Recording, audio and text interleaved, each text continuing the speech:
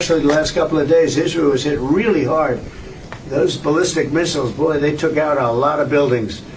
And they've been great. Bibi Netanyahu should be very proud of himself. And they've really been great. But they're not going to be building bombs for a long time. They took out a lot of... The US attack on Iran wasn't just a failure, it actually strengthened the Iranian regime and gave them even more incentive to accelerate their pursuit of a nuclear weapon. The fact that the Iranians accepted a peace deal wasn't out of fear, but it was strategic. They're planning something, and I'll tell you how I know that. When Benjamin Netanyahu effectively declared war on Iran and began bombing the Iranian targets, specifically aiming to destroy Iran nuclear facilities and its uranium enrichment capability, Iran was still in negotiation with the Trump administration. Those talks abruptly ended once Israel launched strikes. After 6 hours into the war, the Israelis realized they had severely miscalculated. For the first time, their cities began to resemble Gaza, with incoming Iranian missiles breaching their defenses, which were now failing. In response, they pressured the Trump administration to join the conflict kinetically. Trump authorized airstrike targeting Iranian nuclear sites. However, before the US became directly involved, the IAEA, the UN nuclear watchdog, which, by the way, had revealed itself to be acting in the interest of the Israelis, reported that the Iranians had already moved all its enrichment materials in the 8 days prior to the US strike. This contradicted Trump's public claim that Iran's nuclear program had been totally obliterated. Iran has the capacity to start enriching uranium again for a possible bomb within a matter of months. That is according to the head of the UN's nuclear watchdog, Rafael Grossi, head of the International Atomic Energy Agency, the IAEA, said the US strikes on 3 Iranian sites last weekend had caused severe but not total damage.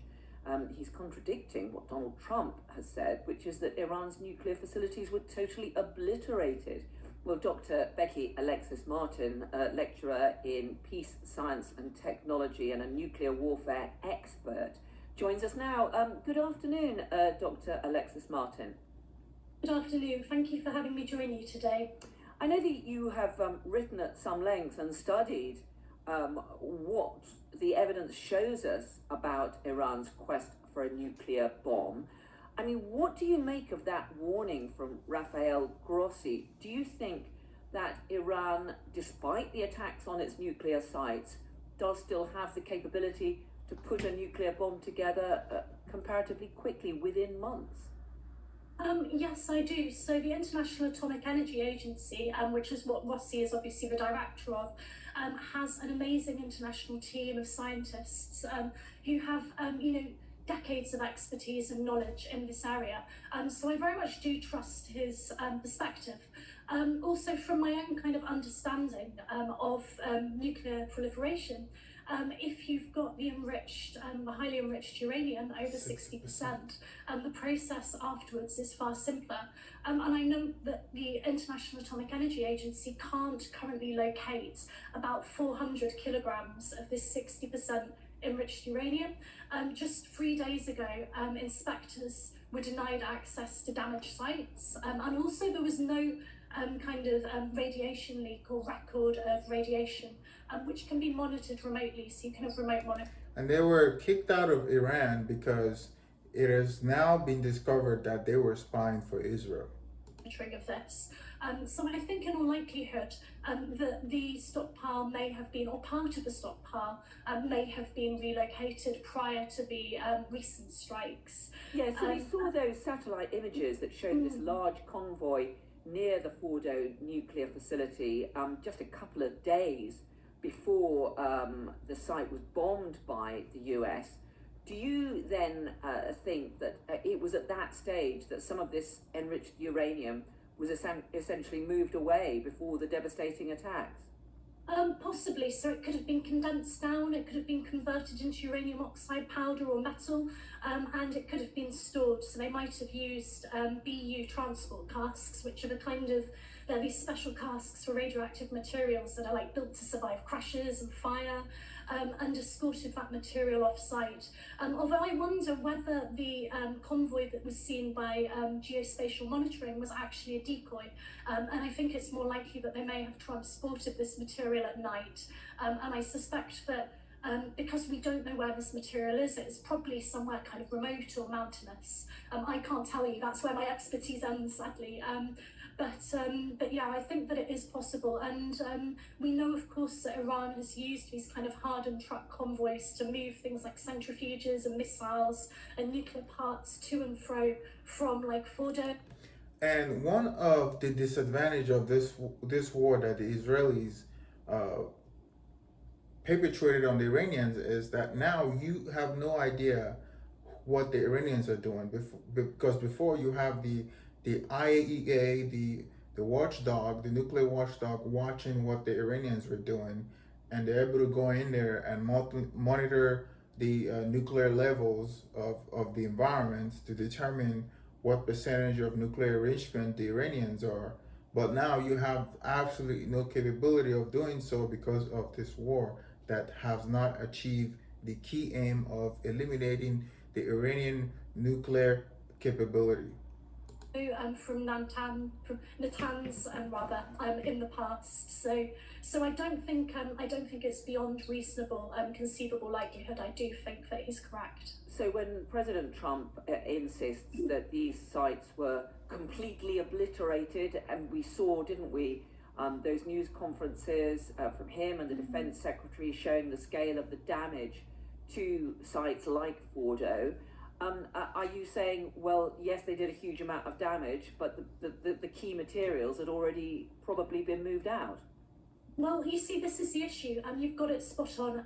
There's the challenge, but obviously there's the infrastructure to move the materials, and also the knowledge of how to make a nuclear weapon remains. You know, they've still got nuclear scientists, they've still got their own experts who can restart that program. And another interesting conundrum is that... And the idea that you could just eliminate a few scientists that are on the top and you hope that they didn't have an instruction manual on their experience or how to make the nuclear bomb is just ridiculous and not well thought of. Obviously, these bunker buster bombs, they're huge and they cause a devastating amount of damage, but much of these facilities would have been underground. And so it's quite difficult, even with remotely sensed imagery, to kind of really estimate how much damage has been done. It's clearly, for the above ground facilities, they've been completely demolished, but we're still not completely sure. And we know obviously that Trump, he's a very bombastic leader. He likes to lean into his people and kind of reassure them. And so I suspect that there's an element of kind of refusing to admit failure on his part. So even though many nuclear scientists we know were killed by the Israelis in earlier strikes on Iran, given that you clearly believe that enough scientists are still active in the country and that they may well have this enriched uranium, I mean, could the Iranians, what sort of a weapon do you think they could still produce? Well, working on the principle that 400 kilograms of this highly enriched uranium is missing, then I'd say maybe about 1 to 2 Hiroshima-sized bombs. But I think a really important thing to remember is that this is not going to bring about the apocalypse, right? It's not going to necessarily bring about nuclear war. And the reason why Iran wants this nuclear weapon is not actually to use it, but to prevent others from intervening in their obviously very authoritarian regime. So we've got this kind of issue whereby, the Ayatollah, he feels threatened, he feels vulnerable, rightly so. So the idea of kind of possessing a nuclear weapon, that gives him this kind of feeling of power, it makes it harder to kind of take action. Similarly to, for example, if we think of the Russo-Ukrainian crisis and why it's quite hard to deal with Russia. So I don't think there's intent to use the weapon, but I think there's intent to try and gain power in that kind of Middle Eastern front. So the reason why the Iranians want the nuclear weapon is basically obvious. It will serve as a deterrent against the United States and Israel. And number two reason is because they want regional control, because the Israelis, since the Israelis has nuclear weapon, they have regional control over the area, and they could do whatever they want to any other countries without fear of retaliation.